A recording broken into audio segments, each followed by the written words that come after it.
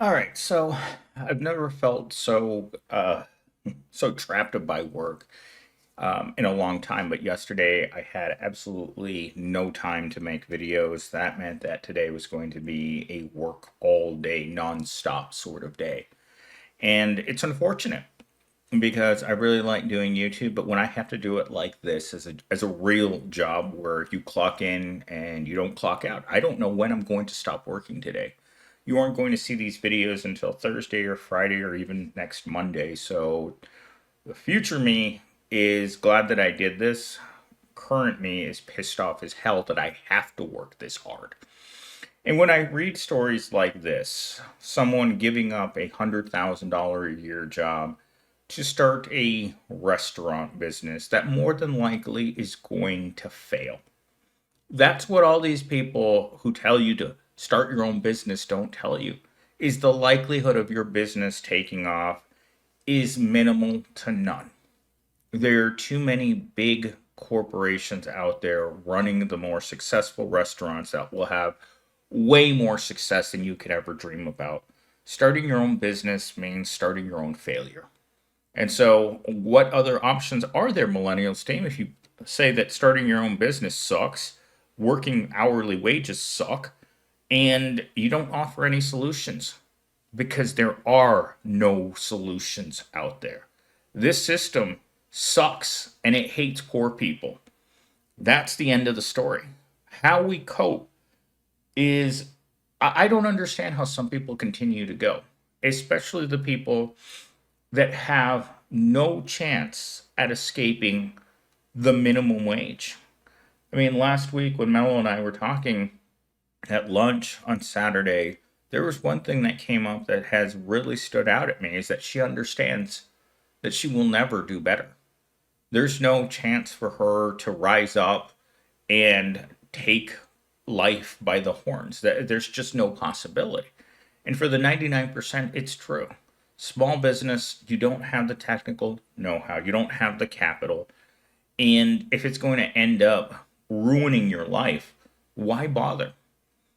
And so you're stuck in a vicious cycle of just being poor in just a different form. And with that said, let's get into today's monologue. I used to think success meant wearing a blazer, sitting in a boardroom, and having a fancy title under my name. But all it gave me was anxiety and a frozen smile.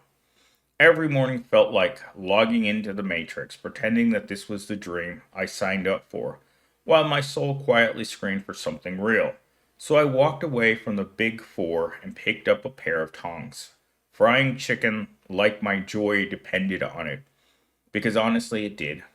And in the sizzle of that oil, I found something no paycheck or promotion could ever give me: peace.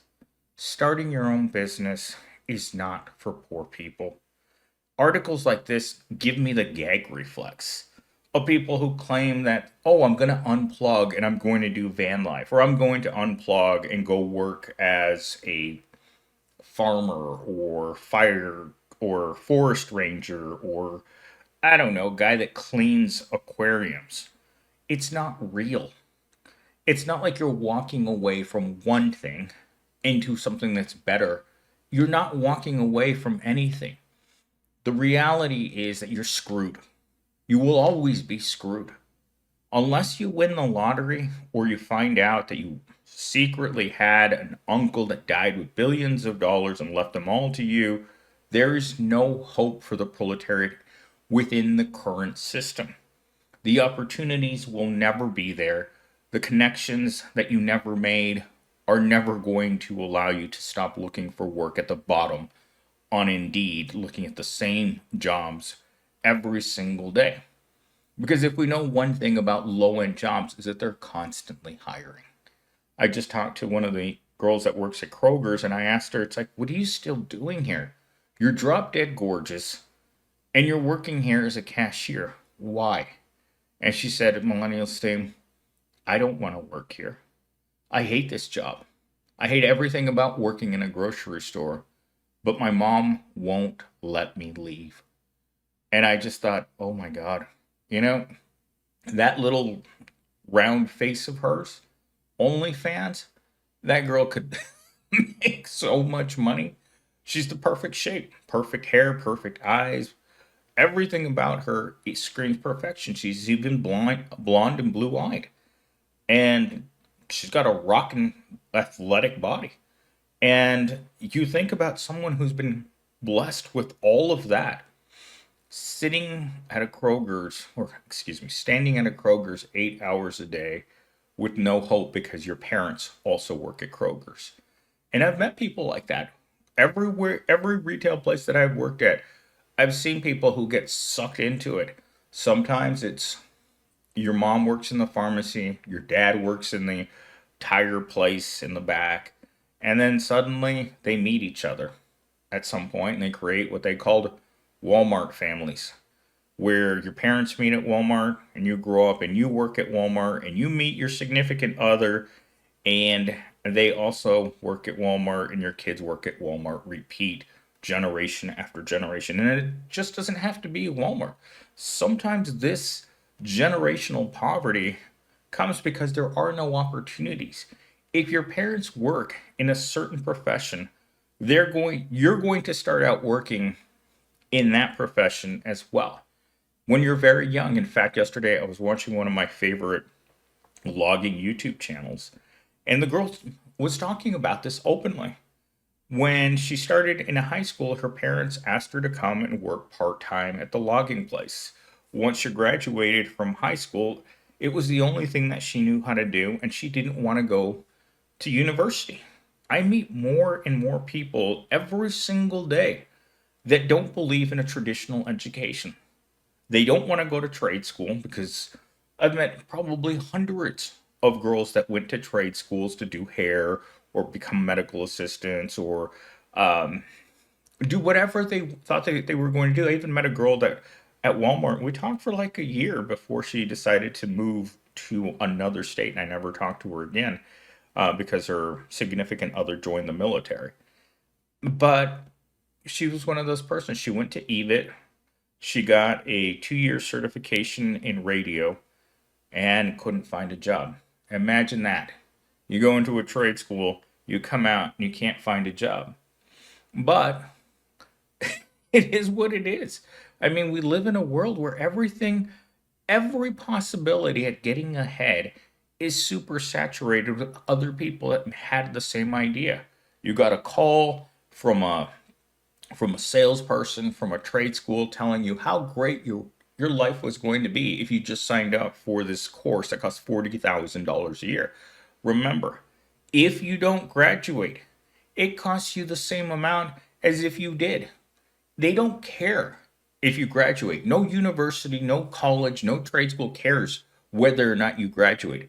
It looks better for them on paper, statistics wise, if they have more.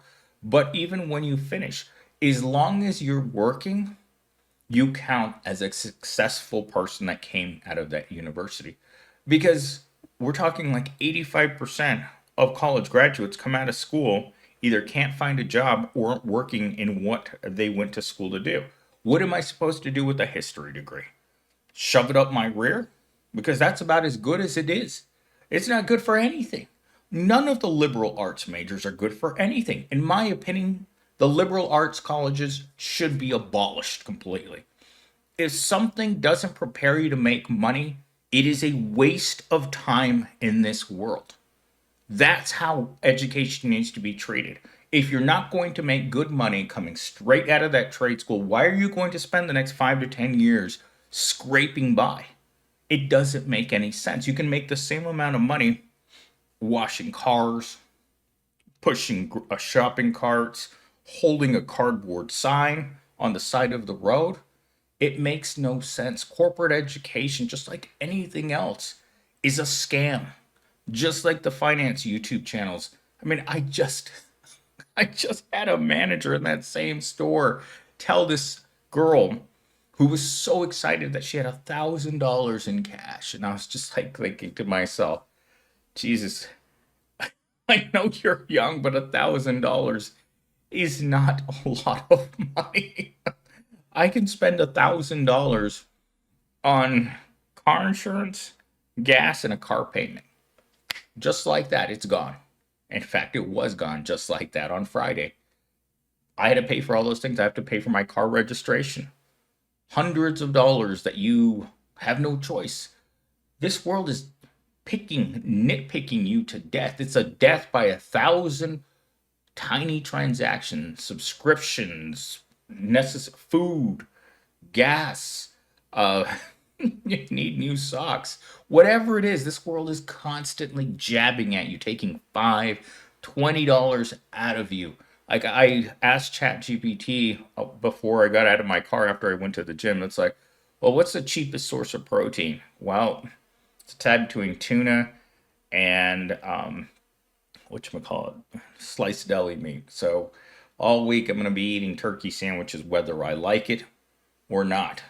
Because that reminds me a lot of having to work at Walmart where all I could afford to bring for lunch for 2.5 solid years were bologna sandwiches. That's all I ate for lunch. It was the most depressing time of my life. And I've had a lot of really, really bad jobs throughout my life, but working in retail is by far and above the worst because you're surrounded by food you can't afford, just like working in a restaurant. All right, moving on to talking point number one. Working for a big four firm looks amazing on paper, the money, the title, but behind the scenes, it felt like I was trading my soul for status. No freedom, no joy, just burnout. That's what working in corporate America is like. When I first started working at my current job, my boss tried so hard to shelter the fact or shield me to the fact that the corporation had well over 100% turnover. And as more and more people are found to be fat on the payroll, I mean, I'm seeing people disappear with very, very fancy titles. In fact, two of my, I would say, closer work friends, people that I talk to on Slack every day, they got let go this week, and I took it very badly. I asked some of the other girls that worked in that department, and it's like, how did you take it? And they're like, well, they had to go. How does that make you feel when the desk next to you is now empty? Like, literally, what was the difference between lightning striking there or here? You just got lucky that you didn't also get laid off. But that's just the way of the world.